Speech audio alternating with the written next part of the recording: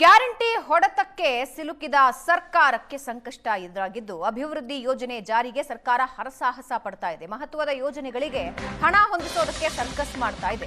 ಕೃಷ್ಣಾ 3ನೇ ಹಂತದ ಯೋಜನೆಗೆ ಹಣಕಾಸಿನ ಹೊರೆ, ಆಲಮಟ್ಟಿ ಅಣೆಕಟ್ಟು ಎತ್ತರ ಹೆಚ್ಚಿಸೋದಕ್ಕೆ ಅನುಮೋದನೆ. ಆದರೆ 519 ಮೀಟರ್ನಿಂದ 524.25 ಮೀಟರ್ಗೆ ಹೆಚ್ಚಳಕ್ಕೆ ಸೂಚನೆ ನೀಡಲಾಗಿದೆ.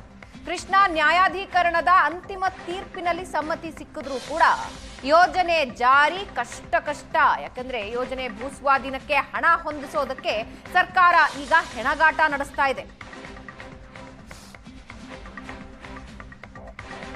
ಕೃಷ್ಣಾ ನ್ಯಾಯಾಧೀಕರಣದ ಅಂತಿಮ ತೀರ್ಪಿನಲ್ಲಿ ಅನುಮತಿ ಸಿಕ್ಕಿದೆ. ಸಮ್ಮತಿ ಸಿಕ್ಕರೂ ಕೂಡ ಈಗ ಯೋಜನೆ ಜಾರಿ ಅನ್ನೋದು ಸರ್ಕಾರದ ಪಾಲಿಗೆ ಕಷ್ಟ. ಯಾಕಂದ್ರೆ ಭೂಸ್ವಾಧೀನಕ್ಕೋಸ್ಕರ ಹಣ ಹೊಂದಿಸೋದಕ್ಕೆ ಹೆಣಗಾಡ್ತಾ ಇದ್ದಾರೆ.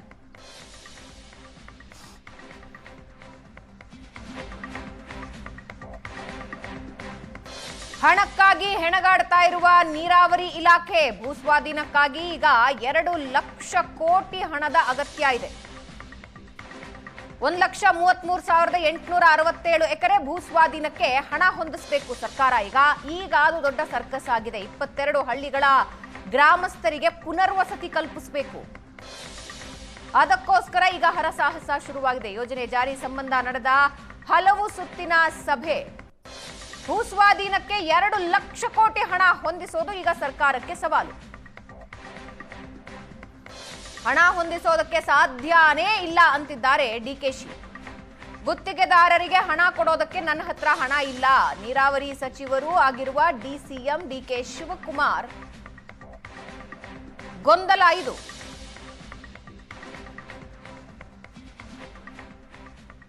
ಈ ಬಗ್ಗೆ ಇನ್ನಷ್ಟು ಮಾಹಿತಿ ಹಂಚಿಕೊಳ್ತಾರೆ ನಮ್ಮ political bureau head Anand Baidanamane. Anand, ಈಗಾಗಲೇ ತೀರ್ಪು ಹೊರಬಂದು ವರ್ಷಗಳೇ ಕಳೆದು ಹೋಗಿವೆ. ಆದರೆ ಸರ್ಕಾರಗಳು ಎರಡೂ ಮೌನವಾಗಿವೆ. ಪ್ರಮುಖವಾಗಿ ಕರ್ನಾಟಕದ ಬಳಿ 2 ಲಕ್ಷ ಕೋಟಿಯ ಅವಶ್ಯಕತೆ ಇದೆ. ಆದರೆ ಖಜಾನೆಯಲ್ಲಿ ದುಡ್ಡಿಲ್ಲ. ಹಾಗಾಗಿ ಇದು ಅರ್ಧಕ್ಕೆ ನಿಂತಿದೆ. ಏನಾಗ್ತಾ ಇದೆ ಸರ್ಕಾರದ ಮಟ್ಟದಲ್ಲಿ ಚರ್ಚೆ? ಕೃಷ್ಣಾ ಮೇಲ್ದಂಡೆ 3ನೇ ಹಂತದ ಯೋಜನೆಯನ್ನ ಜಾರಿ ಮಾಡೋ ಸಂಬಂಧಪಟ್ಟಾಗೆ 2010 ಡಿಸೆಂಬರ್ 31ಕ್ಕೆ ತೀರ್ಪು ಬಂದಿರುವಂತದ್ದು. ಸೊ ಈ ಒಂದು ತೀರ್ಪಿನ ಅನ್ವಯ 519 ಮೀಟರ್ನಿಂದ 524 ಮೀಟರ್ಗೆ ಅಣೆಕಟ್ಟಿನ ಎತ್ತರವನ್ನು ಏರಿಕೆ ಮಾಡಿ ನೀರಾವರಿ ಯೋಜನೆಗಳು ಜಾರಿಗೊಳಿಸತಕ್ಕಂತ ಜವಾಬ್ದಾರಿ ಸರ್ಕಾರದ್ದು. 4 ಸರ್ಕಾರಗಳು ಬದಲಾವಣೆಯಾಗಿದೆ, ಮುಖ್ಯಮಂತ್ರಿಗಳು ಕೂಡ ಬದಲಾವಣೆಯಾಗಿದೆ. ಆದರೆ ಯೋಜನೆಯನ್ನ ಜಾರಿ ಮಾಡೋ ಸಂಬಂಧಪಟ್ಟಾಗಿ ಯಾವುದೇ ರೀತಿ ಇಚ್ಛಾಶಕ್ತಿಯ ಕಾರ್ಯಕ್ರಮಗಳಾಗದೇ ಇರುವ ಕಾರಣಕ್ಕಾಗಿ ದೊಡ್ಡ ಮಟ್ಟದ ಸಂಕಷ್ಟವನ್ನು ಈಗಿನ ಸರ್ಕಾರ ಅನುಭವಿಸಿದೆ. ಮುಖ್ಯವಾಗಿ ರಾಜ್ಯ ಸರ್ಕಾರ ಈಗ ಯೋಜನೆಗೋಸ್ಕರ ಭೂ ಸ್ವಾಧೀನಕ್ಕೋಸ್ಕರ 1,33,867 ಎಕರೆ ಜಮೀನನ್ನ ಭೂ ಸ್ವಾಧೀನ ಪಡಿಸ್ಕೊಂಡು ಯೋಜನೆಯನ್ನು ಜಾರಿ ಮಾಡಬೇಕು. ಅದಕ್ಕೆ ಬರೋಬ್ಬರಿ 2 ಲಕ್ಷ ಕೋಟಿ ರೂಪಾಯಿಗಳು ಆಗತ್ತೆ. ಇದಕ್ಕೆ ಬಹಳ ಪ್ರಮುಖವಾಗಿ ಅಂದ್ರೆ ಕಳೆದ 4 ಸರ್ಕಾರಗಳ ಅವಧಿಯಲ್ಲೂ ಕೂಡ ಅಂದ್ರೆ ಈ ತೀರ್ಪು ಬಂದ ನಂತರದಲ್ಲೇ ಮುಂಜಾಗ್ರತಾ ಕ್ರಮವಾಗಿ ಒಂದು ದೂರದೃಷ್ಟಿಯ ಕಾರ್ಯಕ್ರಮಗಳನ್ನು ರೂಪಿಸ್ಕೊಳ್ಬೇಕಾಗಿತ್ತು. ಭೂ ಸ್ವಾಧೀನವನ್ನ ಹಂತವಾಗಿ ಮಾಡಬೇಕಾಗಿತ್ತು. ಅದೇ ಸರ್ಕಾರಗಳು ಯಾವುದು ಕೂಡ ಮಾಡಿಲ್ಲ.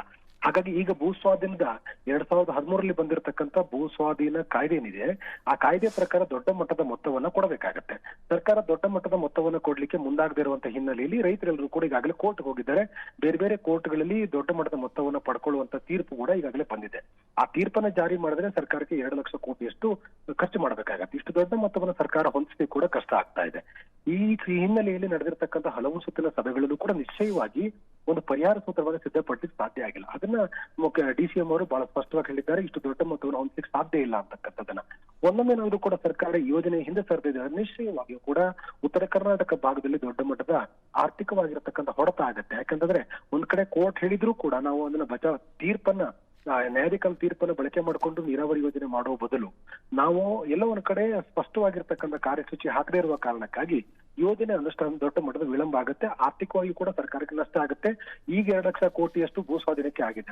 ಇದು ಮುಂದಕ್ಕೆ ಹೋದ್ರೆ ನಿಶ್ಚಯವಾಗಿಯೂ ಕೂಡ ಇನ್ನಷ್ಟು ಹೊರೆಯಾಗ್ತಕ್ಕಂಥ ಸಾಧ್ಯತೆಗಳು ಕೂಡ ಇದೆ.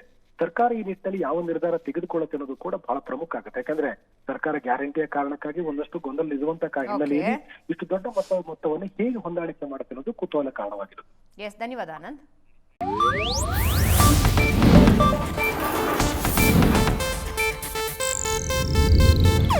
ಇದು ಏಷ್ಯಾನೆಟ್ ನ್ಯೂಸ್ ನೆಟ್ವರ್ಕ್ ಪ್ರಸ್ತುತಿ.